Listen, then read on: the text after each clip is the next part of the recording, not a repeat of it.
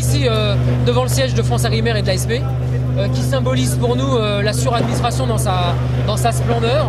On est toujours suite au 3 septembre où en fait le Premier ministre Manuel Valls nous avait indiqué qu'en fait il s'engageait lui-même à procéder à un changement, tant sur le normatif que sur la crise de l'agriculture, la crise économique que l'agriculture rencontre.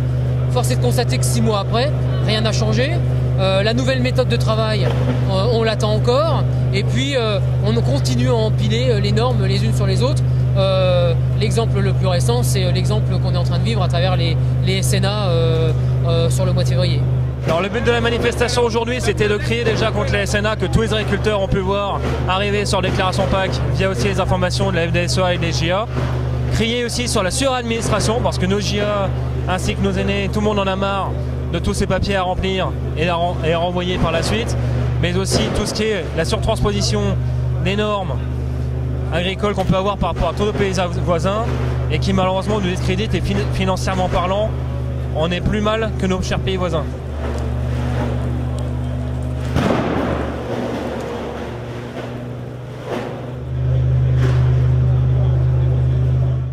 Aujourd'hui, clairement, avec une mobilisation de cette ampleur, on montre aussi que les céréaliers sont en grande détresse et on réclame un sursaut du gouvernement. On réclame plus non plus que le ministre fasse des choses parce qu'on a perdu tout espoir, mais que en haut lieu du gouvernement se passe de réelles choses pour sauver notre agriculture. Et il n'était pas question de gêner la population, mais de tirer un grand signal d'alarme pour dire stop aux contraintes, stop aux normes environnementales qui n'ont plus aucun sens sur nos exploitations. Bref, il fallait qu'on soit là aujourd'hui. Nous sommes attachés à un modèle à la française.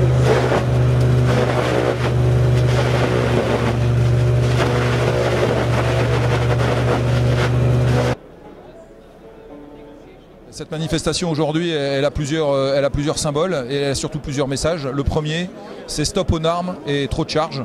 Donc il faut arrêter avec tout ça. Il faut absolument qu'on ait maintenant une approche intelligente, une vraie simplification, un vrai shop de simplification pour reprendre les propos du Premier ministre. Le deuxième sujet, c'est que le Premier ministre, au mois de septembre, nous avait fait une promesse, celle en 6 mois de mettre une nouvelle méthode de travail, d'évaluer les normes, de ne plus en rajouter. Or, au bout de 6 mois, le compte n'y est pas. Donc clairement, on est venu dire au Premier ministre, à quelques jours du début du Salon de l'agriculture, qu'il fallait qu'il tienne ses engagements et que le Salon de l'agriculture, c'est pas seulement venir caresser le cul des vaches, c'est aussi rendre compte aux agriculteurs de l'ensemble du travail qui est fait. Voilà les 2 messages principaux que nous voulions passer aujourd'hui. Au-delà de ça, nous sommes en pleine crise agricole, une crise structurelle qui affecte profondément les exploitations, qu'on soit éleveur, qu'on soit producteur de grandes cultures, qu'on soit producteur spécialisé. On a besoin de retrouver des marges de manœuvre. On a besoin de retrouver des marges de manœuvre en France.